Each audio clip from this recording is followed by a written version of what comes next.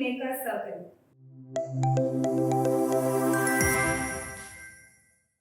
What you see is design, but what really matters is what was decided. And to explore this further, today I'm in conversation with Neeta Khanapure, co-founder of Aetrio Architects, someone who approaches design with clarity and intent. Welcome, Neeta, to the Maker's Circle. And I'm so glad you are here. Really looking forward to this conversation. Thanks, Nidhi. Thank you so much, and thanks for having me here today. Thank you. When people say design is just about how a space looks, what do you feel they are missing? I feel they are just seeing the outcome and not the process. Because what happens is every space is a series of decisions. What you emphasize, what you retain, what you want to have, what you not want to have. So aesthetics for me is just a final layer, but the real design lies in the thinking behind it. So every space that we design, the thought process that goes behind is the real design. Absolutely. And I think that's where people actually misunderstand design, because they just react to what they see and they don't know how many decisions have led to that final outcome. Exactly. The thought process behind is what has happened before even you see the design. So I think that's very important. Yes. So before layouts or materials, what decisions shape the direction? So the most important decision is the intent. For me, what the space should do and look like is important. Is it collaborative or is it focused? Is it formal or fluid? Is it energetic or is it calm? I think these decisions, this thought process is again very important for us to understand how are we going to even approach the space. Right, because from where I come from, I have always seen that conversations generally begin with layouts and finishes and budgeting. Right. But as you rightly said, the intent has to be clear. Only then you can put things together rightly. Absolutely. So what's more challenging? Too many ideas, too many opinions, or lack of clarity in decision making? Too many opinions, Nidhi, because I feel the ideas can be refined. Opinions needs alignment. To design does not suffer from the lack of creativity. It actually suffers from the lack of clarity. So what we need is not too many ideas, but some fewer, stronger decisions. Right. I can completely relate to this, because many a times it's not about lack of ideas. It's too many people talking too many things at the same time. Right. At what point does design stop being about solving a problem and start becoming about aligning people, emotions, and expectations? It starts as problem solving, but eventually it becomes about people. Because when you start designing a space, you are actually navigating egos, expectations, emotions. So while designing any space, I think that clarity is very important, is what I feel. True, and I think it becomes a little more complex when it's less about the design and more about people and expectations. Absolutely. So design is also just not about you start looking at the layout. It's also about a lot of emotions of people, because that's where they're going to spend a lot of time. Something difficult to balance. Right. What is one invisible decision that, if taken wrongly, can quietly ruin the entire project? I think what not to do.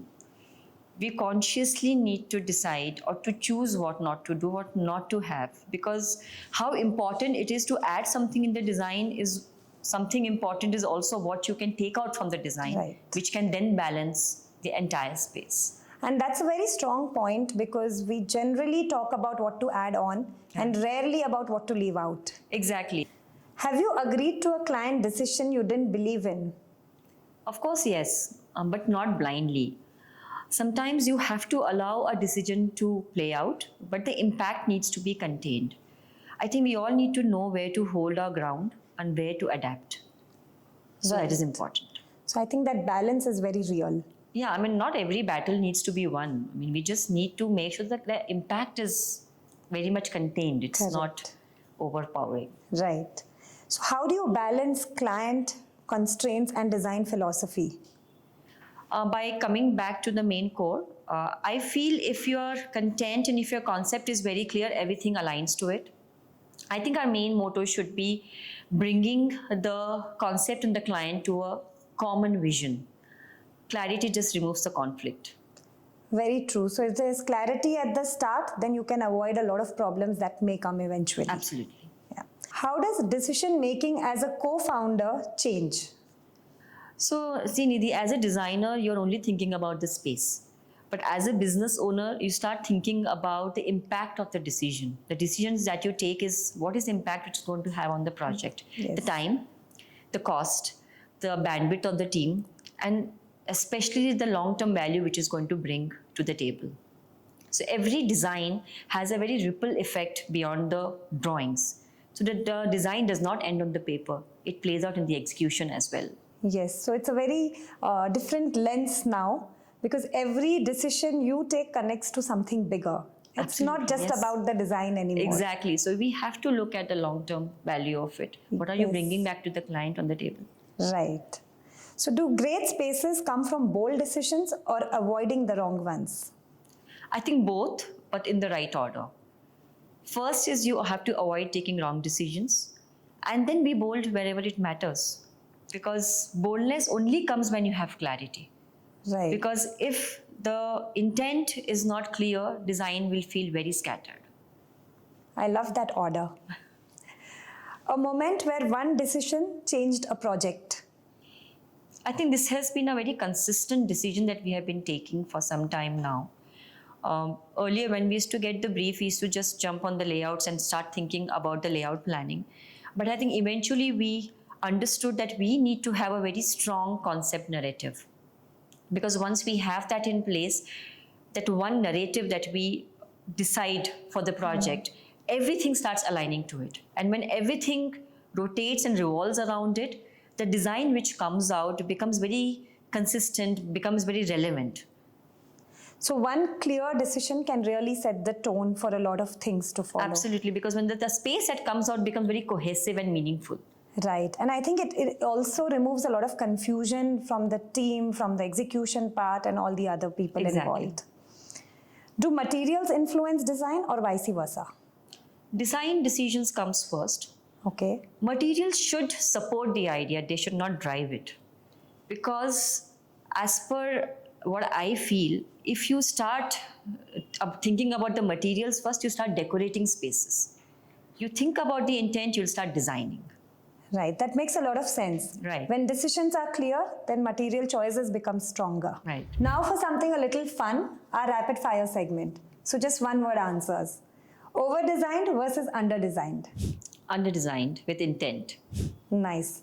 Impressing clients versus serving users. Serving users, definitely. Agreed. More options versus clear direction. Clear direction.